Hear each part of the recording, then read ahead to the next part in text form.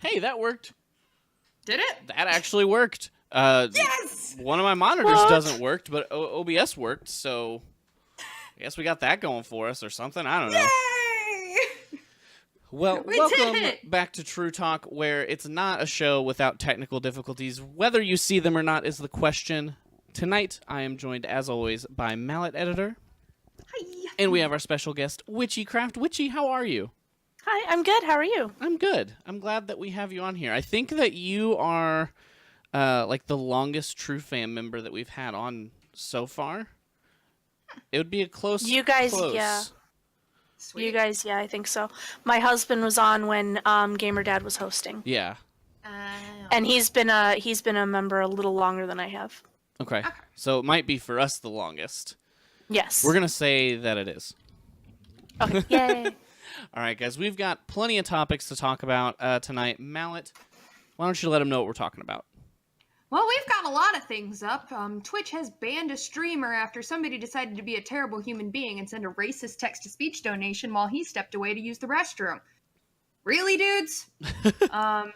Probably our biggest story of the night, the mess between Tfue and FaZe clan Tfue. over contracts. Tfue, sorry. I don't You're okay. watch Call of Duty or whatever it is he plays. Fortnite. Why you should always read a contract before you sign it. We've got a follow-up to our story from Riot about Riot Games last week. They're digging their heels in. Why that's dumb. And we've got a couple other topics that we might get to, we might not. GameStop's Power Up Pro rewards are getting a downgrade. YouTube is changing how subscriber counts are displayed, and the Ouya store closes next month. Why you should care. All right. Well, as always, guys, before we dive into those topics, though, we are going to get to know the lovely Witchy. Witchy, are you prepared? No, Okay, good. We're going to but do I'm it anyway. really good at winging it. Hey, you and I, we're one and the same. That's my favorite thing in the world is just, Oh, I yeah. don't know, I'll figure it out as I go. Oh yeah. All right, so to kick it off then, why don't you give us a brief overview of who you are as a streamer, your channel, and just kind of how you got started on Twitch? So, I am WitchyCraft, and I have been doing more craft-related stuff. I actually started trying to be like, oh, look at this stupid gamer, and I wasn't very good at that. But currently, I am doing a lot of craft things. I am currently making a lot of refurbished dolls and repainting doll heads. But I do a number of crafts just recreationally, and I get to them from time to time. On my channel, I'm pretty chill. I really love skulls and the gothic aesthetic. Black and red are definitely my thing, as you can tell. Hey, I feel you. Yeah, fave. And I'm here to have a good time. I might not be here for a long time, but I'm here to have a good time. Awesome. Well then, what is the story behind the name? It sounds like craft is you do crafts, so that makes sense. Where did Yes. Witchy come from? So I am pagan. I have been pagan for a long time, or the realization that I was pagan happened in high school, which that was 20 years ago or so. And so Witchy started out when I was trying really hard to pew. I was playing Battlefield 2 with a group of guys that went through a number of different clan names. They were the SOC, the Spectres of Convoy, and friggin' old guys. I was, yeah, friggin' old guys. And I was trying to sign up for their forum, and all the names that I was usually using were like not long enough or too long or this or that, and I just became the witchy one. And I was the ammo spamming bitch because I could run support like nobody's business. We were capping flags, and I was like, here, have some ammo. This is for you. You can have it. This is for you. My favorite was when I was, there was this guy, went by Gizmo Hellcat. He would run sniper, and when we were on the same side, and now he was Scottish, I think, and he was like, it was super late at night for him, and he would be like, "Hey, Witchy, I'm over here on this counter. I need some claymores so I can bomb the hell out of these bastards." And I would be like, "Yes!" And I would like sneaky go over him, try not to die too badly, and like just presents. And that's just how the name began.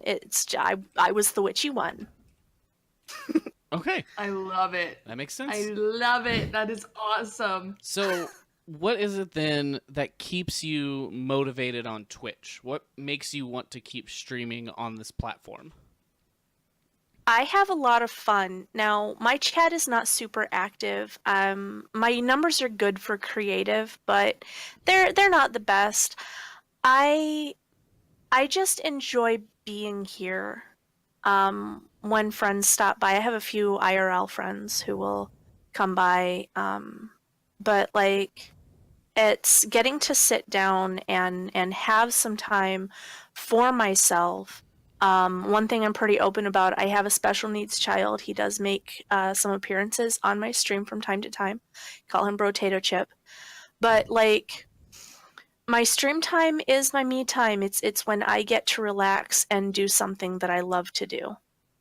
And that's why I love it. Okay. Yeah, I definitely feel that. I think a lot of people kind of are in similar situations where when they stream, that's their thing. Yeah. That's their time. So I think that's an awesome thing to spend your time doing. So what's the story behind the octopus? So I just really like octopus's cephalopods. They're pretty neat little creatures. 5th grade, we had now this was a hell of a lot more than 20 years ago. We had a class pet who was an octopus, and we literally had a class pet that was an octopus. It was That's just so a little cool. right, and they That's had to put amazing. encyclopedias on top of the fish tank because the little fucker kept getting out. You just like jump out of the And- top. Yeah, he would just he would lift it up and then slither out, and then my 5th grade teacher would come in the morning to an octopus suffocating on the floor. Octopus are smart little creatures. I've seen all these videos online of them getting out of sealed jars, of them squeezing through teeny tiny little holes. I mean, they're smart little creatures. Oh, they are. And this I found, I think it was Valentine's Day. You can see he's wearing a bow tie. His name is Ceph, C-E-P-H, Ceph. He's also the basis of my tier 1 emote, which is a cephalopod holding a heart. And that's just also Red Wings. Red Wings hockey. I'm not really a sports fan, but I do love my hockey. And they were one of the original 8, I think, or something. There were 8 games in the playoffs or something like that. They were one of the original NHL teams. I know that. And then something about the playoffs, and that's why you sometimes see people throw octopus on the ice at Red Wings games, and it just sort of all ties in. I've heard of chickens, but I've never heard of octopus. Yeah, they throw them on the ice. They occasionally have to take breaks to clean them off the ice. My hockey team's not nearly that interesting. A lot less exciting, right? Well, I've been to lots of games, and last I checked, no one's. I mean, we've gotten into fist fights and things, but no one's ever thrown an octopus on the field. Oh my Yeah. gosh! Well, that that's is the just cutest hockey. emote ever. Thank you. That is so adorable. Oh my I just gosh. put it in chat here on It is so Ooh. cute. I do like that. Oh Thank my you. gosh, look at it. It's so adorable. That is another thing that I occasionally do on my channel is I will occasionally, I'm not currently, but I will occasionally take emote commissions, background commissions, that sort of thing. And I've made all of my own emotes. Awesome. That's awesome. That is so cool. All right, Witchy, Cool. is there anything else that you want to let everybody know off the top of your head? Anything else that you want to tell them about yourself, about your channel? You'll have more I mean, opportunities through the show, but Right. I'm pretty chill, but I'm also pretty no nonsense. Like it's equal parts. This is my world. Leave your bullshit at the door, and do no harm but take no shit. Mm-hmm. I try to be as chill as I can, but there are certain things that just won't fly. Yeah. And I think that's good. Yeah, I actually, one of my first streams, a bunch of trolls came in and they were like, oh, hottie, hottie. And I'm like, y'all need to tone it back right now. And they were like, oh, did we say hot? We meant fat. And I'm like, oh, because that's creative. And reneging is totally not a thing. And they started making troll accounts and caused me to make changes to how, in order to chat or whatever, you have to have a verified email address on my channel and stuff like that. So I went out and I bought a coffee mug that I still use on stream occasionally, and it says, my kink is being called fat by men I reject on the internet. That's an awesome because mug. I am that bitch. Good. That's great though. I like that people are terrible and you're gorgeous. Yeah. So. Thank you. And I like that you have, like, I've been in your streams before. You do have a pretty chill atmosphere, and it's always nice and fun to be in. But like you said, you don't take no crap. You shut it down, That's right. which I think is the way to do it. But everybody has their opinion. Some people like to mess with trolls. I like to just kick them out. Just go away. Yeah, you're wasting my time and your time. Do something productive with your life, please. Absolutely. They never do, though. I know they don't. But streamer tip of the day comes from Witchy. Any new streamers or anyone starting up, check that setting box that says you have to have a verified email to chat. There are still plenty of people who make troll accounts and verify an email address, but it is much less, and it makes it so they can't continuously make accounts back to back to back and mess with you. So once they're banned, they're kind of out. Where if you don't have that setting checked, someone can get banned, and then they just say, okay, well, I'll make a new one without a verified email, and they just keep doing it over and over and over again, which is also a TOS violation. Yes. But streamer tip of the day. You're welcome. All right, guys. So I think we're going to dive into topics. I say we start with everything about Riot Games, since it is a follow-up from a few weeks ago, maybe? I'm not sure exactly how long ago it was, but I think it was last week. It was either last week or the week before. I'm not sure. Mallet, do you want to take this one away? Cool beans. All right. So if either last week or 2 weeks ago, neither of us can remember, we told you guys about how the employees of Riot Games were doing a walkout to protest how Riot was handling accusations of sexual harassment and sexual assault. The employees said that Riot basically said, like, you know, hey, we're going to try to force arbitration, not you going to the police. So now, here's a follow-up. This is 11 days after the walkout. The company has said that they are not going to change how they conduct their business until a current batch of litigation is settled. So what that means is that they're saying they're not going to change anything until the current wrongful termination lawsuits that they're facing have been settled. However, those lawsuits are kind of what the company, part of what they're walking out in the first place, because they're trying to push those lawsuits into arbitration, and people are like, no. So far, everything seems at a standstill. It seems a lot to me like this is almost a strong arm tactic where they're trying to shut it down, and they're trying to scare people into compliance, I guess. And I'm not a player of League of Legends or any of their games, anyways. I don't think, but it makes me not want to play any of their games. Yeah, I think. I've never been huge on League. I tried it and it just wasn't for me, and the community has not been super welcoming. But this alone is just kind of like, well, you know, if that went away, I don't know if I would be upset about it. But it's interesting to me that, you know, over 200 employees walked out. They were that angry that they walked out and risked their jobs, their livelihood, over this. And instead of going, whoa, something's not okay, they just kind of went, oh, well, we're going to keep doing what we're doing, and moved on. And I don't know if if they're waiting until what's currently going on is resolved with wrongful termination lawsuits and things, and then they're going to try to rework the rule, or if they just don't care. It makes me think they don't care. I agree. I lean a lot more to that side too. If you cared, you wouldn't care about the wrongful termination lawsuits happening right now. Mm-hmm. You'd be saying, okay, we've heard you. Let's sit down and discuss how to fix this. Or here are the changes we're going to be making now. It shouldn't matter that the company's being sued by people. Yeah. Yeah. I agree with you, Witchy. It's a strong arm tactic.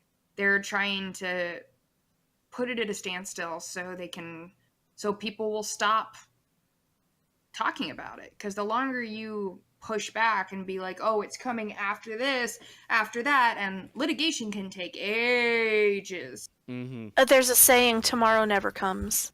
Exactly. Yeah.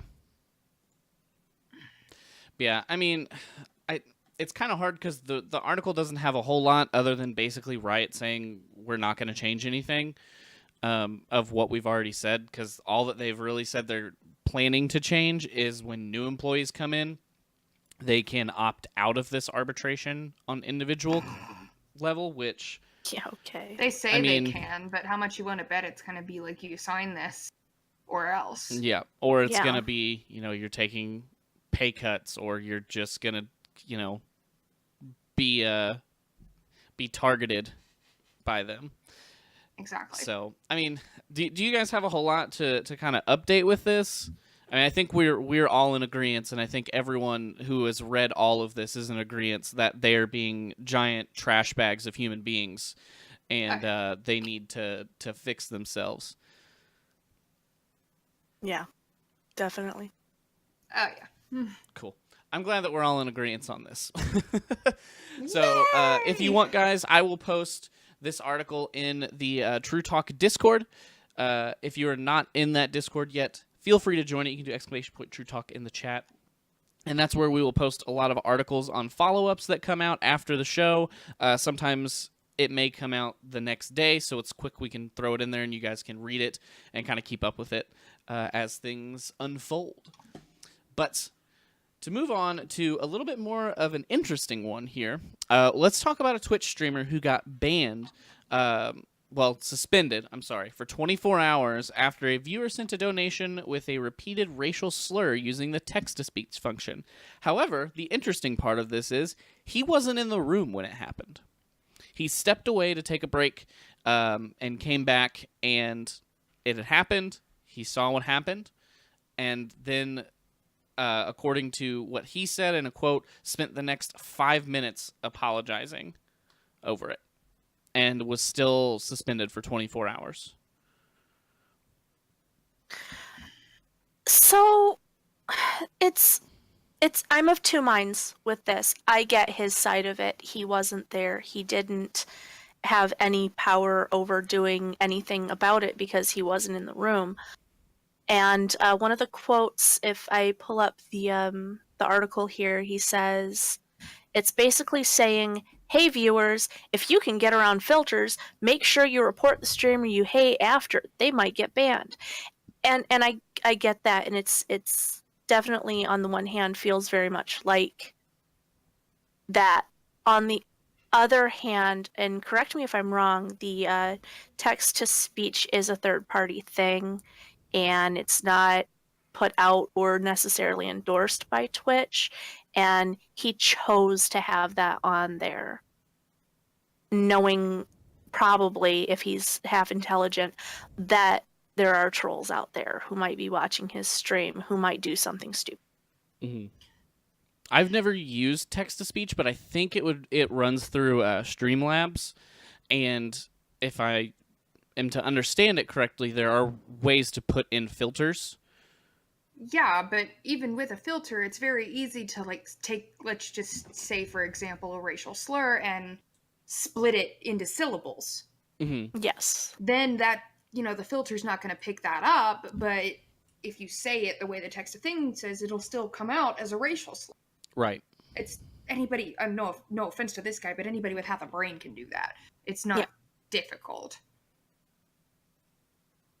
I mean, as I've actually had, I wasn't suspended or banned or anything for this, but I actually had this happen to me once where I was playing a game and like these trolls started yelling racial slurs and then we're like, "Ooh, let's report her so she gets banned." Blah blah blah blah blah, and it's just like, it's this guy, from what I can tell, is a partner. Yeah. And Twitch holds their partners to a much higher standard.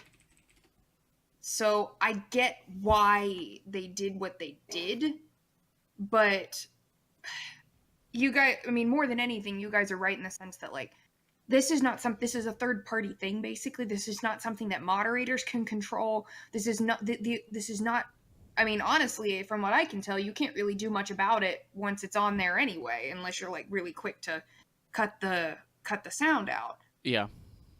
Yeah. We've all been on the internet long enough to know that there are people like that who are gonna take advantage, who are gonna come in there while you're gone and, you know, stuff like that. Like, I don't think the text to, like, if you're smart, you shouldn't be running the text-to-speech thing at all. But especially not where, if you're a popular streamer who can't read all your chat. Because then people are going to say whatever they can to get you to notice them. Yes. Yeah, I mean, And I'm not big on the text-to-speech either, if nothing else, just because I don't like the voice. Like, Blah, when it blah, it blah, pops blah, up and it sounds blah. like an old like speak and spell, and I'm like, well, I'm still trying to play a game here and talk to people, and now I have to sit and wait for it. And like, most of the time people use it and they put nice things, so they put like, they'll put hearts in it, but they put less than 3, so then you hear less than 3, less than 3, less than 3 for 5 like, minutes, and out, I'm or like, they'll oh do my like a God, gazillion bits, only it's all in increments of 1. Yeah. So it's like 1, 1, 1, 1, 1. I don't really like it anyway, but I also don't know that he should have gotten a 24-hour ban for it when this happens to people all the time who don't see a ban. Simple, he's a partner. He's a partner, but and we've like he talked said, a lot about partners getting away with things that they shouldn't be getting away with, and some partners not being able to get away with that. It feels like it's a case-to-case partner basis. It's not a blanket thing for partners. Maybe. I will say this, though. You know, if this guy's had text-to-speech up for a while and that kind of thing hasn't happened before, it could have been a targeted effort. Yeah. If it was, like, a group of trolls who were in there, one of them did that, and then, like, he got mass reported, it could have been an auto ban. That's one thing we don't know. We don't know how many reports he got. Well, every partner is assigned a Twitch employee. So when things like this happen, they have an individual employee who can review their channel and everything that happened.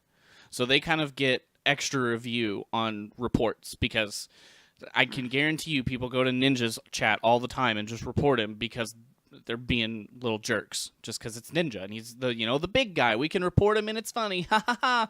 But this is why they have an individual person for those partners. Maybe. So I think I don't know that this constituted a 24-hour ban unless this is a regular occurrence in his stream, which from reading the article and everything, it doesn't really seem to be. He seemed legitimately... No, it said it was a first strike. Yeah, he seemed legitimately upset and angry and sad that this happened. He didn't want his viewers to have to deal with that either. So, I don't know. It feels to me like this is one of the times where Twitch should have found the person who did the donation and went after them, not him. Yeah. I mean, or more so the person who did the donation. I see somebody says Twitch isn't going to ban if the channel is being correctly modded and the issue is handled. The problem here is that text-to-speech can't be adequately modded. Right. There was no way to mod that at all, unless he was sitting there and noticed it start to happen and turned off his alert box at that exact moment. Which he even says, I'm sorry I didn't turn that off before I walked away. So it sounds like that's something he regularly turns off before he leaves. Yeah. Then in that case, I get why he was banned. Maybe 24 hours was a bit much, but if if he's saying flat out, like, I'm so sorry I didn't turn it off before I leave, then that tells me something, maybe not that exact thing, but something stupid like that has happened before while he stepped away. I think it's just to avoid it. Or to try to avoid it. Because he can't control it when he's not in the room. Maybe. True. I don't know. Yeah, I think that this to me almost comes back to a bigger issue with Twitch partners and getting suspensions and bans, in that it seems like they aren't always held to the same standards, which I don't think is right. I think everyone on Twitch should be held to the exact same standards, whether it's your first stream, you're an affiliate, you're a partner, you're ninja, you're whoever. It doesn't matter. And it doesn't feel like that happens pretty regularly. There's, we have the issue of what people wear on stream, and this person got banned for wearing literally the exact same outfit as that person, but that person that didn't actually, get banned, so... one of the things that happened to me, bless you, Mallet. One of the things that last weekend I set up my new desk and I set up my cameras a little bit differently and everything. I didn't realize as I leaned over that my camera was pointing right at my husband, who was sitting there without a shirt on. Now he had, pants, like actual pants on. But like I could have gotten reported for that. And I went to Be Right Back and we fixed it and everything was fine. I was a little scared for a second. But like that's something that I could have gotten some repercussions for, and I wasn't even paying attention to what was in my background. Mm-hmm. And like my camera is like that big on the screen. Yeah. And I mean, I told you what happened with me. I was playing Overwatch, and like, these two kids basically just started spewing racist language, and it had been so long since I'd played Overwatch, I'd forgotten where the mute button was. Yeah. And I was like looking around for it, trying to find it, and I finally found it. But they said flat out, quick, say racial stuff, and then quick, reporter. And that's where they need to. That's where it needs to be looked at, because he's not sitting in the room. It happens. He clearly didn't condone it. This obviously is not a reflection of him as a streamer or what his content is. Same with you, Mallet, or same with, we literally had it happen on StreamKey. Last Friday, someone came in and did something similar, but it was, taken care of. We turned it off right away. And that's when they need to look at it and say, okay, the streamer turned it off. We need to find that person who did it, not ban or suspend the streamer, because they did everything in their power to stop it. Yeah. There's only so much you can do. You remember when that happened to you, MPI? Yeah, I mean, it's happened to me before, too. And that night, we changed the entire settings of the Discord server to now you literally can't even read, post, or look at anything until a moderator gives you a role. Yeah, I remember that. So it's I was there for that. I don't feel like it should just be a blanket ban or suspension for things like this. It needs to be looked at. And I know you can't look at every single one of them, but, I mean, come on, it's a partner. They have an assigned staff member who could have looked at it and went, that's not what he's about, and not what happened, or not what should happen. And just be careful. Conceivably as a partner, they've been around the block a few times. That, they probably have done a stream or two. You were right. Yeah. Just maybe. I will say this, though, the one thing important to keep in mind is that we don't have a response from Twitch or anything from their end. We only have the streamer side of the story. Yeah, and we'll never see a response to it. Exactly, but that's the one thing to keep in mind, is like, he can be angry all he wants, but we don't know exactly what went on on Twitch's side of things when they reviewed this. Mm-hmm. Yeah. All right. Do you guys have any other thoughts, ideas, anything about this, or how Twitch could maybe handle these things better? Set the trolls on fire. I'm fine with that. Yes. Burn them to smithereens. I'm into that. Sweet. All right, guys. So have a bonfire, roast marshmallows. We'll move on to what Does I think this is the one long bring topic. joy? Oh yes, this brings much joy. Okay, so I have a lot of thoughts on this next one. So I'll probably pass it on to you guys and let you take it on first. But if you haven't seen, FaZe Clan, which is a pretty large esports organization, has a contract issue with one of their players, Tfue. Tfue is a Fortnite player. He played competitive Fortnite and has since decided to stop that and wanted to move more into the content space. He is wanting to break his contract and now is suing them, saying that they have an unlawful deal. They're breaking California laws. That there's all kinds of things that have happened in the background that nobody knows about. There's a lot to the story, but the biggest thing is he's saying that he's not being paid properly, where FaZe Clan is saying they've collected much, much less money than he is saying that they have, and kind of broke down the way that his contract is supposed to work. So we've got a little bit of a he said, she said thing going on right now. And a fun update to it, which has happened, I think, a day or two after this came out originally, is he lost a substantial amount of subscribers for the first time since July of 2018. So there's a lot of information there. There's a lot to unpack.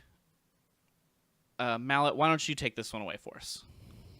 Oh boy. So I have a couple thoughts about this. Part of my job often is I get to read a fair few legal documents as part of my job.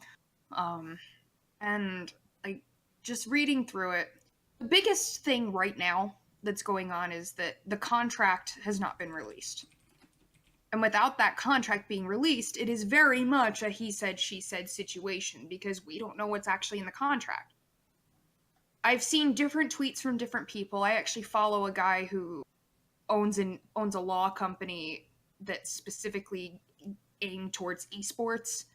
He does his best to represent players. And he said, okay, look, I think actually both sides are right here, but FaZe Clan is more wrong than Tfue is. Another person I saw who was an esports reporter said pretty much the same thing. Like, both sides are right. But, like, as somebody described it this way, both cars were speeding, but FaZe Clan got pulled over. Right. Which I thought was a great descriptor. I am of two minds of it. First off, Tfue signed this contract when he was very young. Like, as far as I understand, he's been signed with them for at least 2 years now, which means he wasn't 20 yet when he first signed the contract, because he's only 21. He was also a much smaller YouTuber and streamer. Yep. So that kind of takes into it. So you have on the one hand, read your stupid contracts, people. I don't care who you are, how old you are, where you come from, what you do. Read the contracts. Businesses, job contracts. I don't give a flying fig. Read them. On the other hand, however, this is a young person, very likely first time looking or signing something like that. Esports is a relatively new professional thing where you don't have a lot of comparison. Like, there aren't esports players unions or anything like that. We're talking millions of dollars at stake if you're good enough. If you're not good enough, you make enough to live in LA. And that's about it. So I do understand him, being upset with the contract, because it's like things change, and also, and as you said, MPI, he wasn't nearly as big as he is now when he first signed that. It's almost like, it's like Odell Beckham Jr. in football, who has his rookie contract and then, destroys everybody and gets the front cover of Madden and everything. And 2 years into his rookie contract, which as a first round draft pick, they can easily have for 5 years, he wants a new contract. And so from a sports perspective, it actually does make sense to me. The only way this is going to be solved in the court of public opinion is to release that contract, which neither side is going to do now that there's litigation. Yeah, and what you just said, is my biggest point in all of this, is he went from 100,000 subscribers to 10 million subscribers after being signed with FaZe. So, it is very similar to a rookie season. They come out of the gate and they're just the best that has ever done it, and they are killing it. They're amazing, and they come back and say, "Look, you see how good I am. You see what I'm doing for you and what you're doing for me. We need to renegotiate this contract." And a big thought in my mind with a lot of this is, since he has gotten so big, there are likely a lot of people approaching him that want to work with him. So there's going to be sponsorships. There's companies that are going to want to work with him. And I think, I don't know this, but I think that there is a sponsor or two that came to him and want to work with him that are in direct competition with sponsors for FaZe. And he and that said, was I one of want the to work things with that I them. saw when I was reading this was that, and I can't find it from glossing over right now, but like in part of his contract, it said that he wasn't allowed to like even say boo to people who weren't introduced to him by FaZe. And that was part of his grievance against them and against the contract that he's under, is that he can't do any of his own shit. Yeah. And that comes a lot from, he started so small, grew so big, and now he has a lot more opportunities than he ever did. A lot of that is because of FaZe, and it always will be, because I mean, FaZe is, you know, they've been around for a long time. They're pretty well known in that world, so they have given him a lot of these opportunities, and I can see where that, you know, puts a bad taste in their mouth of, well, you just want to break your contract so you can go make more money somewhere else, when we kind of, you know, gave you the platform to move up. But I also see his side of it of, well, hey, man, I got to make money. And the money's good. The money's good. Yeah. Him not being able to work with other organizations, I actually don't have a problem with that, because that's, again, how it is for, like, you don't expect Odell Beckham Jr. to go and do a promo video for the Carolina Panthers. Mm-hmm. No, that's not what I was saying. I was it's more like it's companies, like, right? It's more like the way it read to me is that all of his promotional stuff has to go through FaZe. He can't say yes, no, or maybe without FaZe's okay. They're almost like his agent too. He can't, yeah, and that's where it comes through, where they're saying the company runs afoul of the Talent Agency Act, which is, it's big in California because, you know, Hollywood, and that's California is basically, you know, where the actors are, and the Talent Agency Act in part reads, for its definition of an artist, includes persons rendering professional services in motion picture, theatrical, radio, television, and other entertainment enterprises.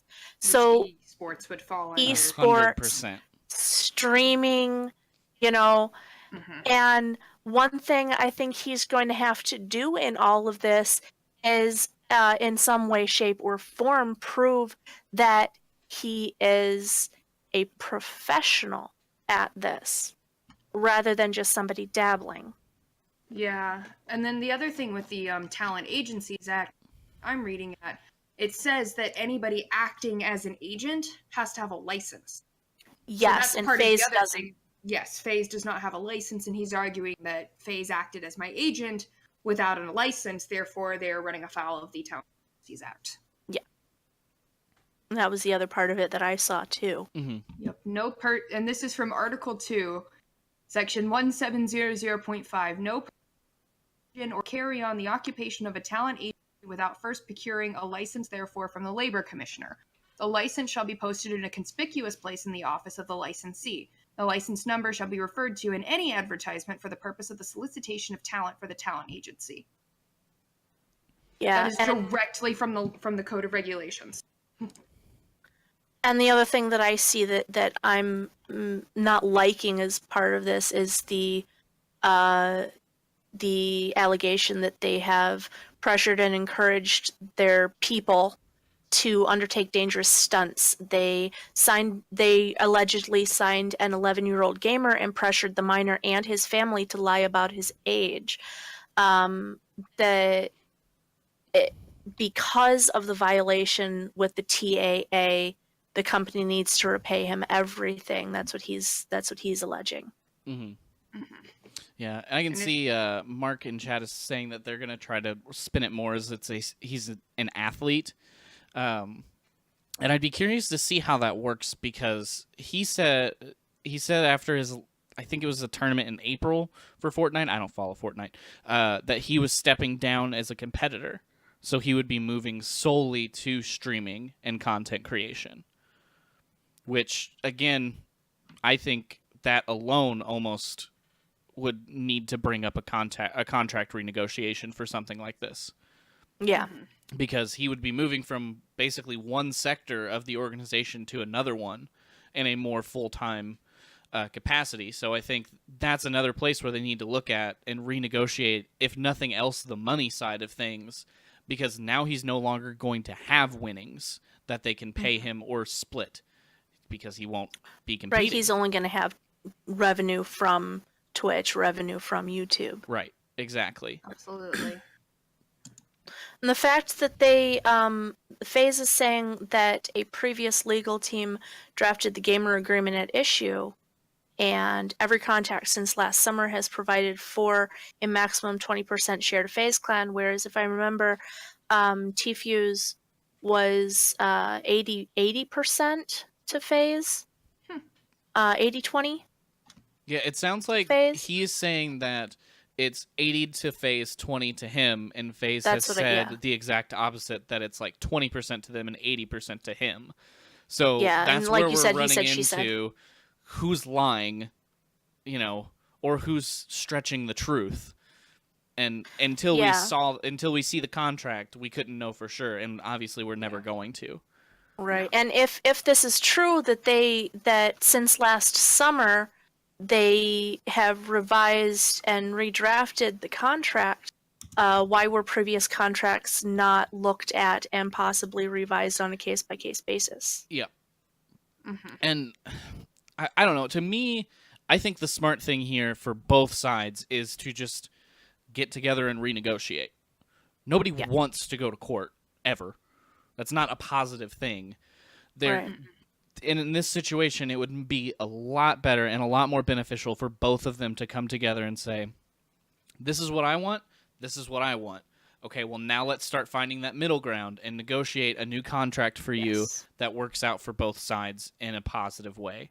Because clearly him fighting with FaZe Clan is not working out well.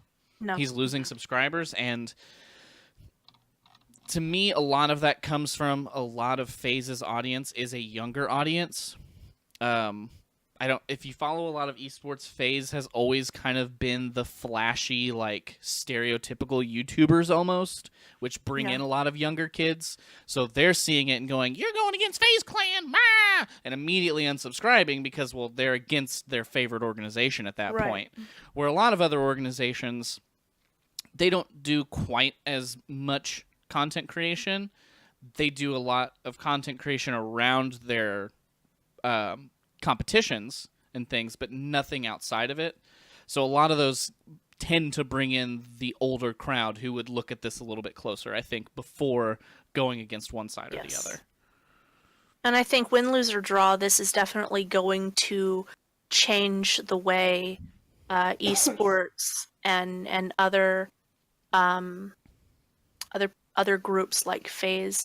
It's going to change the way they do business. Oh yeah. Oh yeah. And I mean, I don't know necessarily say that I would call them like a talent agency, but these organizations are why a lot of these people get sponsorships and deals and things. Yes. They just happen to bring them in as a group, and it goes to everyone in the organization. So instead of Tfue getting sponsored by, say, Razer, FaZe gets sponsored by Razer, and in turn, Tfue gets the benefits. Yes. And that's what a lot of these organizations do. They do a lot of sponsorship finding and a lot of, I guess, capital startups for these guys. They fly them to everywhere they need to go. A lot of them are starting to pay for room and board for these people. They're buying them all of the equipment that they need, everything that they could possibly need to be successful, these organizations are giving to them. But it's not necessarily like, well, we got you, we got you an audition over here today. You got to go audition. So it's kind of a weird space of sort of talent agents, sort of not. I don't know. It's hard to say. And again, I think that win, lose, or draw, that is going to be set in some kind of stone very soon as to what FaZe Clan and people like FaZe Clan are as per the letter of the law. Yeah. And I worry how this is going to affect the other organizations who have actually been taking care of players, who have cared about them this entire time and want to both succeed together. Is this going to make it to where they can do less for them, make it more difficult for them to help these players? Or is it just going to overall give the players more freedom and they can just say, well, hey, you're the big company side. I'm just the one individual guy. You go do the work, find sponsors, bring them to me. I make money. You make money off me making money. Yeah. So I'm curious to see where that goes in the future as well. Oh, yeah. And I'm sure more will come out. I'm sure we'll have more to talk about next week, Yeah, I see someone has this is shared going to be a long there. process, I think. Yeah, it looks like there's a possibility that his contract was leaked. I'm not sure if it's all accurate because this is the first time I've seen it. So we'll throw it in the True Talk Discord so that maybe we can all take a look at it together and see if there's going to be a follow-up after this.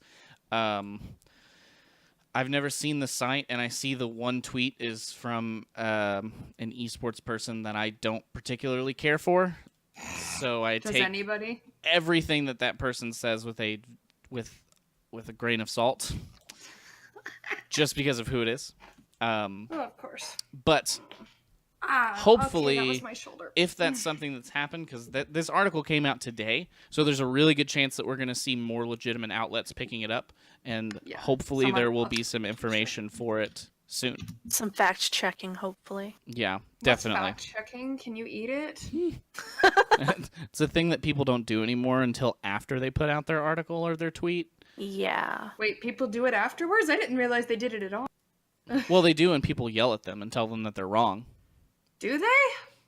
Yeah, you see a lot of tweets get deleted because of it. Yeah. Fair.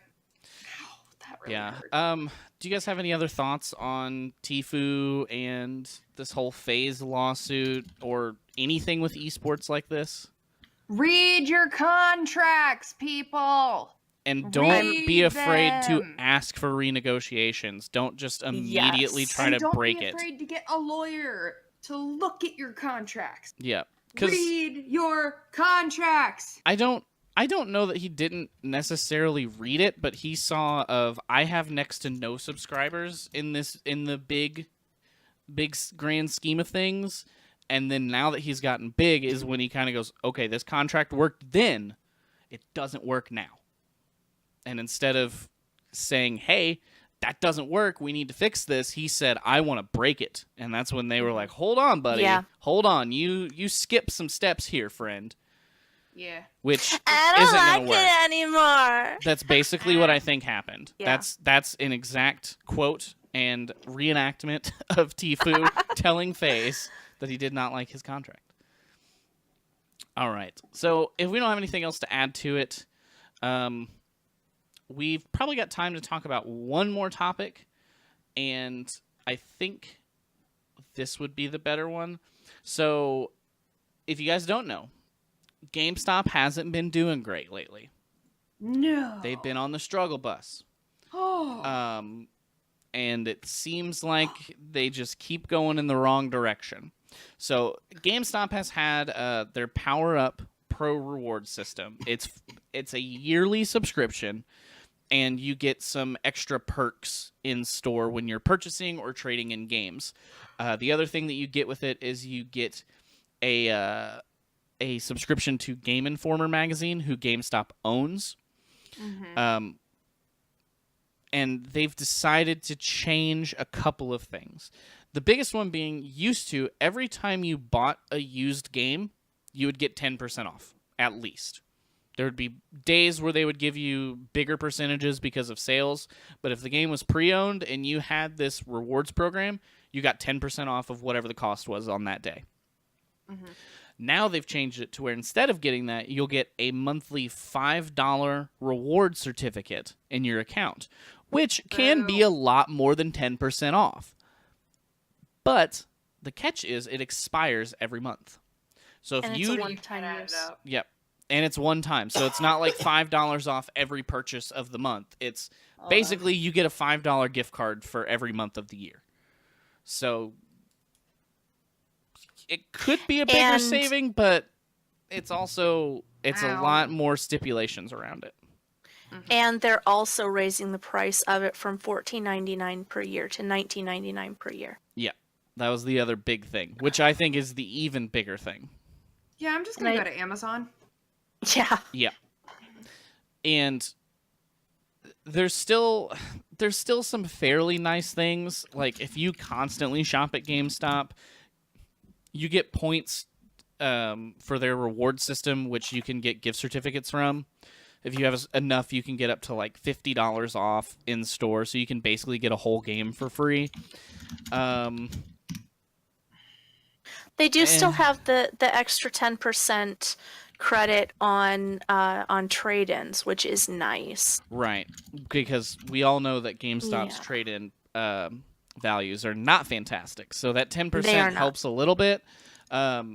It's just the 10% going away from those pre-owned games and becoming a one-time expired every single month voucher is not going to be good. People do not like that.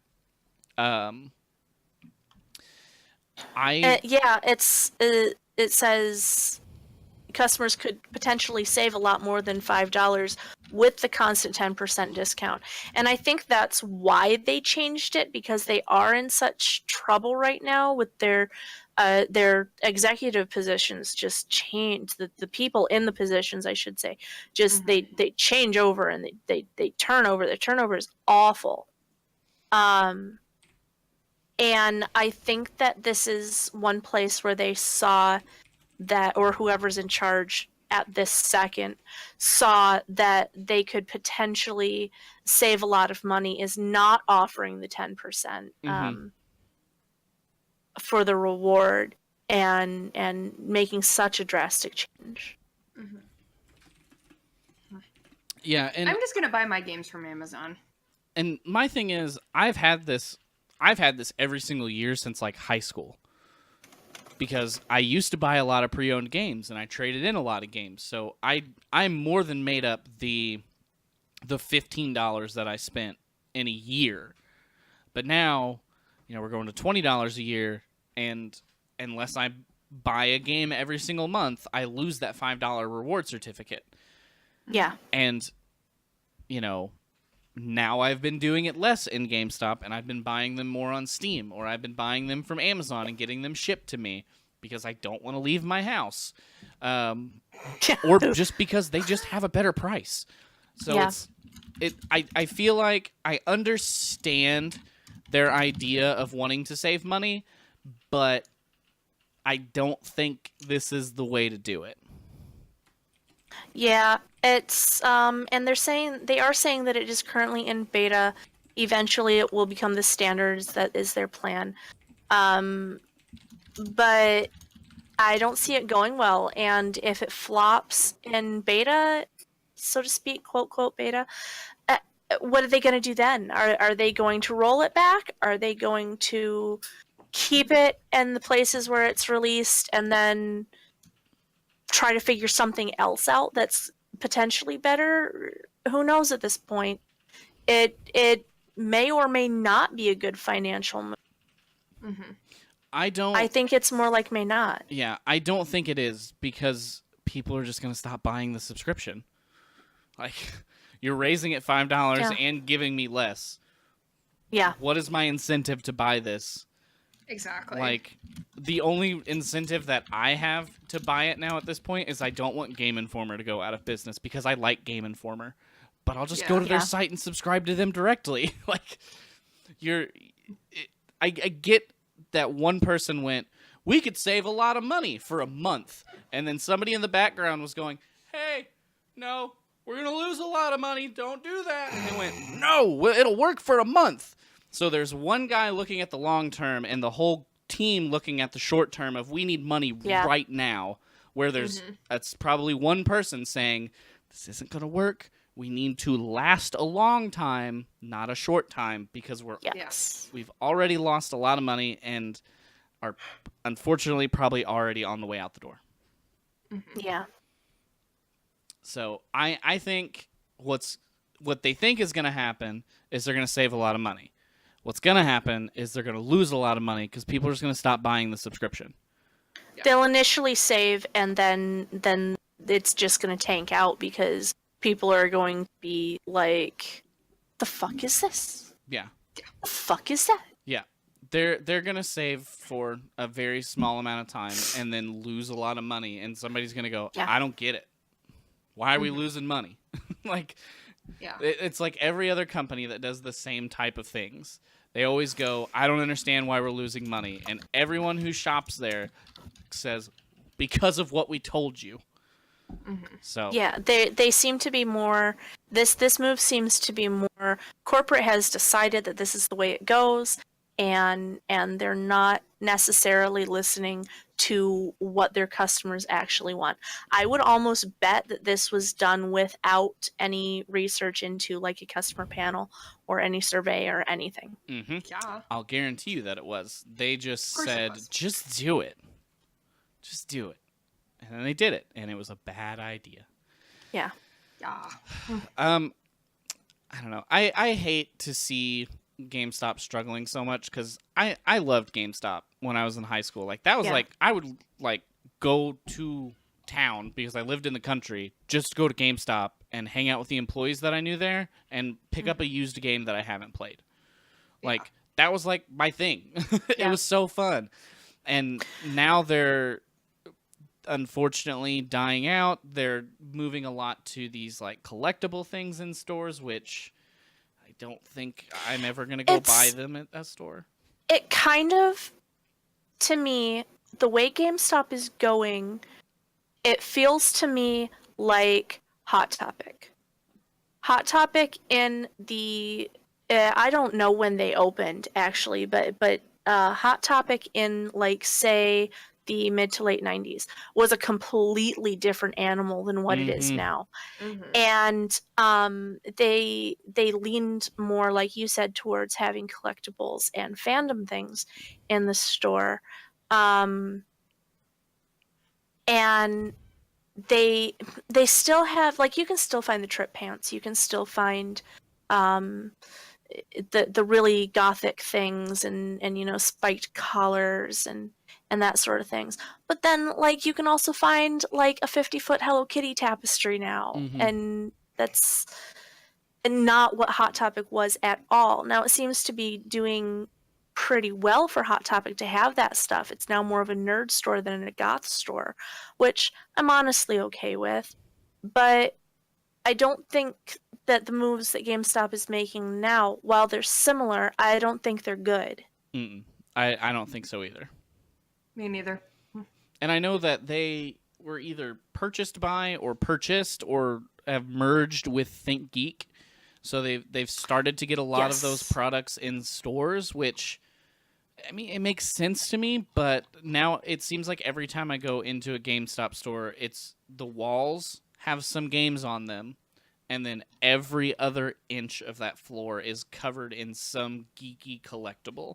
Which, I mean, I like those things. I like that there are geeky collectibles that people can buy, because that wasn't as popular whenever I was younger and would have liked to have those things.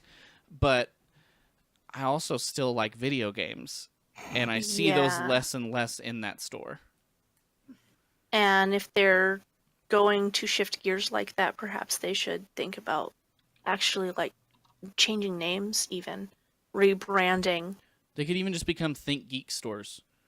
Yeah. Because there are Think Geek stores in some cities, like in malls yeah. and things. Yeah, there's one Oh, yeah. near where I live, and it's awesome. I go and get all my fun mugs from there. I got a mug in Nice. the shape of the Infinity Gauntlet. I got a mug of a Harry Potter cauldron. Like, Yeah, and if they shifted to that and said, we're now a Think Geek store, but we also sell video games, it might work better.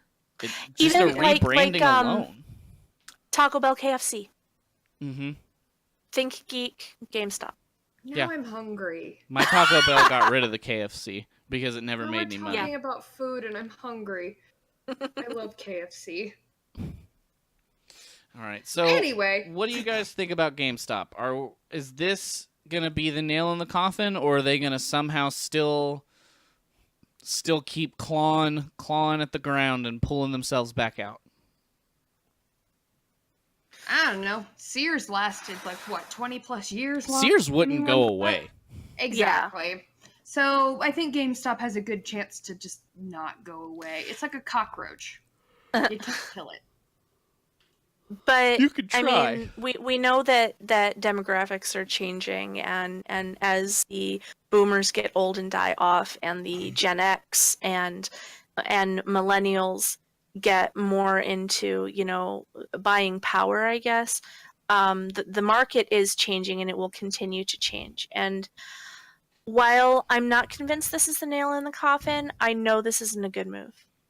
Yeah, it's definitely not a good move. And I think that, like you said, the market alone is going to change. And that's going to hurt them anyway because so many people are moving to digital. And, you know, we have an Xbox that's coming out of only digital. Yeah. Or rumored to be. We've got Google with their streaming services. We have Xbox Game Pass, where you download everything. So that alone is hurting GameStop. I know it is. But Switch, you can buy pretty much all their games online. yes, Just you can. download. Yeah. But then there's things like the other thing that we have, the Ouya or Ouya, what that is. The Ouya. They're closing their store because they didn't do well. Yeah, that was like They- a weird kick-started thing, so Yeah. I can kind of see why that's going away. Well, yeah, I can understand that, but their whole thing was, you know, get this thing for less than $100 and you have these downloaded games to play. I think they were very ahead of their time. Yeah. In that thought process, and it wasn't quite enough.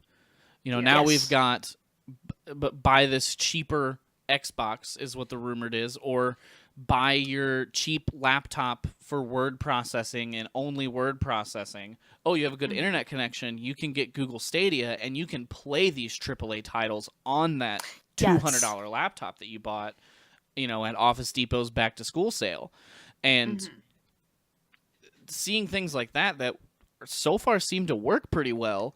If a network structure comes into the US that is actually reliable and works well, that alone could wipe out a lot of these stores unless they move into a lot more retro stuff.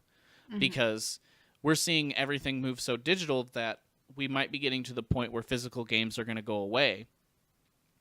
I think it's going to be a while, but it could happen. Yes. And then whatever that generation is, that's the cutoff for those stores. Yeah, definitely. There and back. I agree. Definitely. And I mean, already on Nintendo Switch, you can pay $20 a year and get access to a ton of titles from their classic library. I've been playing a lot of Breath of the Wild. I have probably 100 hours into that or more.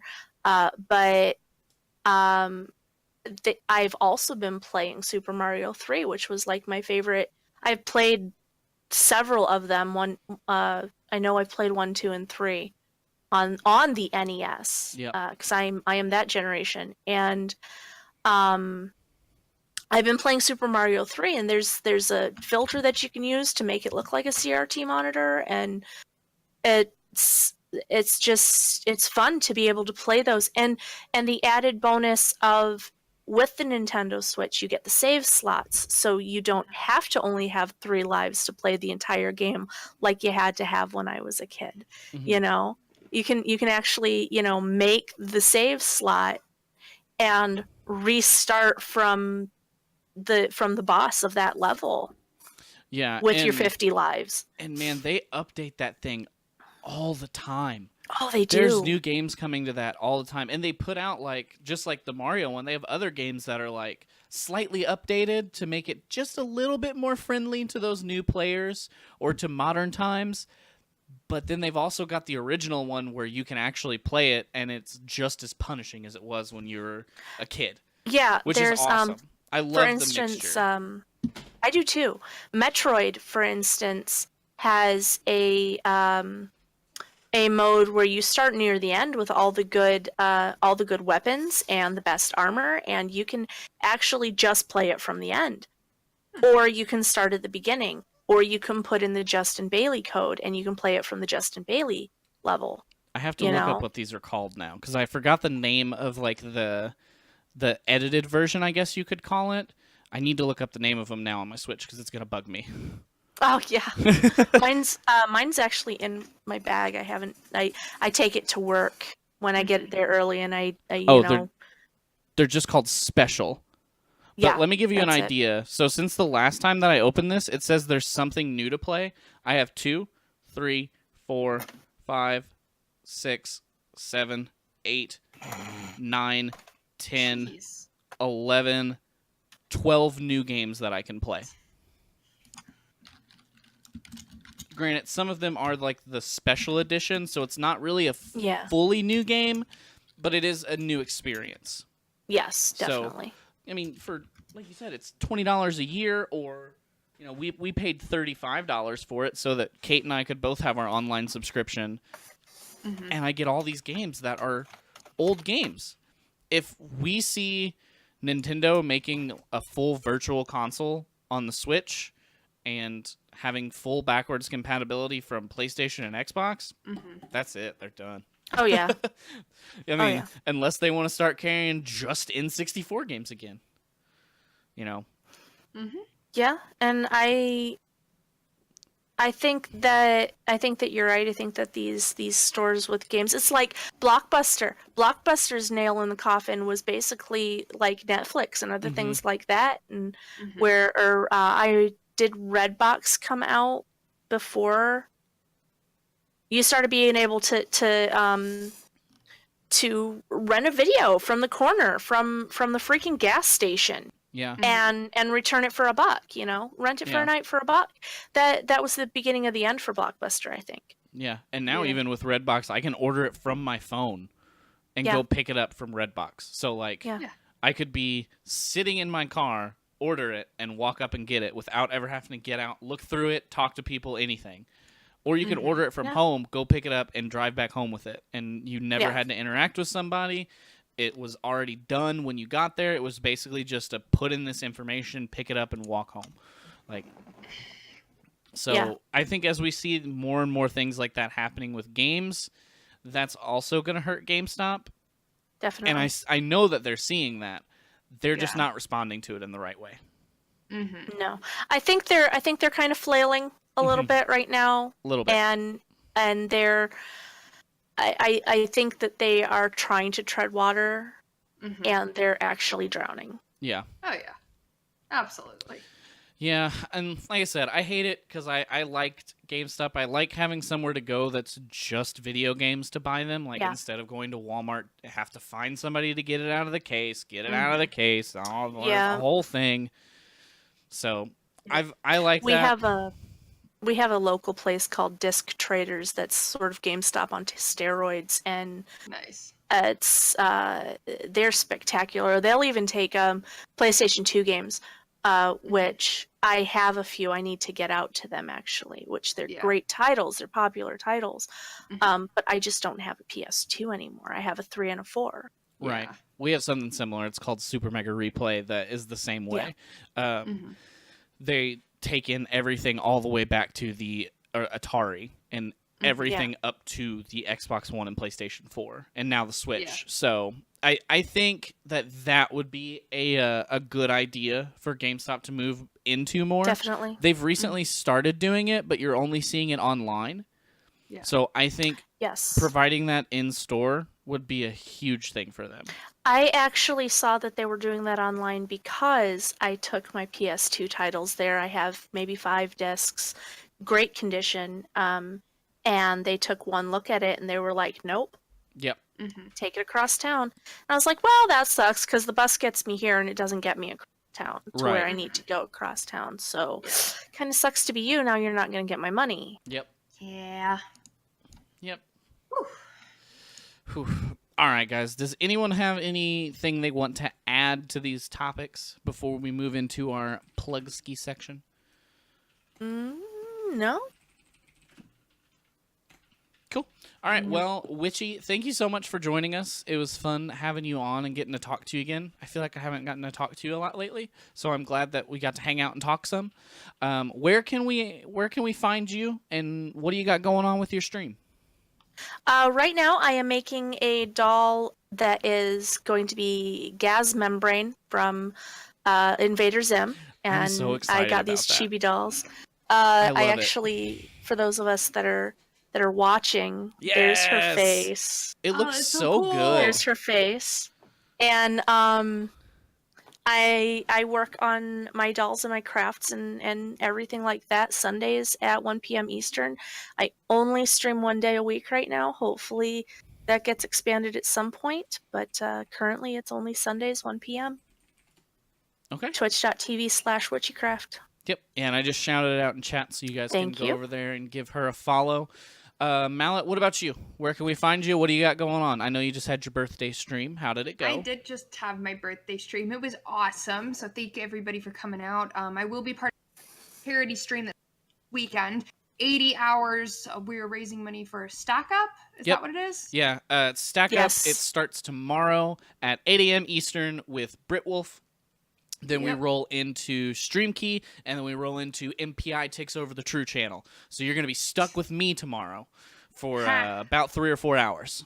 So I'm going to be from midnight to 2 a.m. on Sunday. So, and Speaking of birthday stream, this is my birthday stream.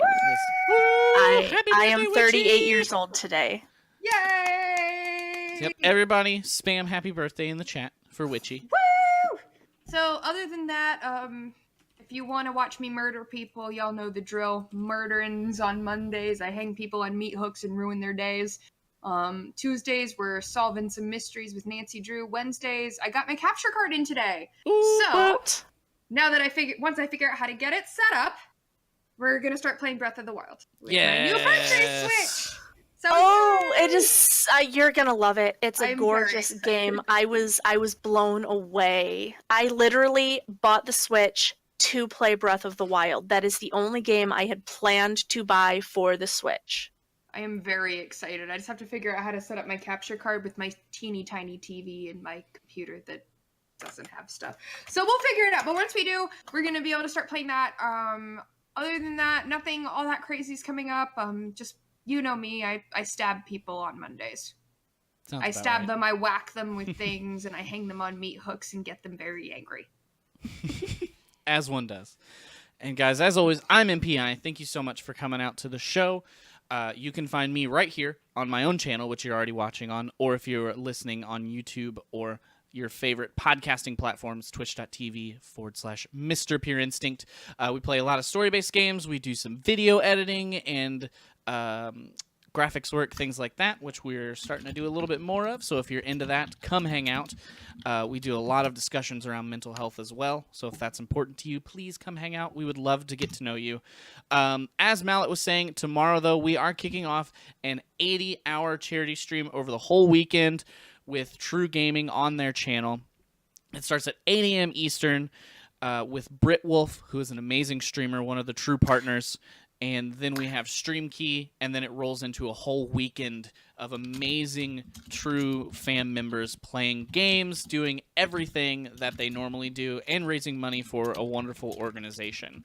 If you don't know Stack Up, tell us about it. Interesting aside, Britwolf actually lives across town from me. Oh, really? That's awesome! We haven't met face to face yet, but yeah, he literally lives across town from me. That's so cool. Fix that. Yeah, I know, you should right? hang out. Yeah, guys, if you don't know what Stack Up is, they're an organization that puts together care packages of video games for soldiers who are deployed overseas, and we'll send them to them. So just because those guys are overseas doesn't mean that they have to miss out on all the new titles that are coming out. I think they deserve to play it just as much as anyone else, if not more. So Stack Up is a great organization that does all of that for us. This isn't the first time we've raised money for Stack Up, so we will be doing that for 80 hours on the True Gaming channel. I just shouted it out in chat. It'll start 8 a.m. Eastern tomorrow and go all weekend long. So if you got nothing going on this weekend, there you go. Now you do. But guys, thanks for hanging out. As always, this podcast will be up on YouTube or your favorite podcast listening platform on Tuesday at 3 p.m. Eastern. We do have the Discord, so again, if you're not there, please join us in the Discord for True Talk. We will post updates to things. There's a great channel where you can post any topics that you come across throughout the week. If you want us to talk about it, you can put it in there, and we might talk about it. This is a community-run show, so basically in our free time, Mallet and I are trying to find these topics to talk about. What's free time? Which neither of us have a lot of free time, so sometimes we're scrambling to find topics. So if you read gaming news, just put stuff in there. We may not talk about everything, but we would love to have topics from you guys that you're interested in. There have been times when we've literally pulled together the topics, like, an hour or two before the show? Mm-hmm. Plenty of Because times. that's how busy we both are. Yep. So please, please, please help us. Please. But guys, thanks for watching. Mallet, Witchy, thank you both again for joining me. We're going to go raid a true affiliate, Friendly Neighborhood Vlad. He's been on the show before. Vlad's fun. We all like Vlad, so we'll send you over there. Guys, if you're watching live, please come out to the Stack Up charity stream sometime this weekend if you can. If you're able to donate, do. If not, please share it on social media. Anything helps. So, guys, we'll see you next week on Thursday. Go hang out with Vlad and treat him right. Bye, everybody. Bye.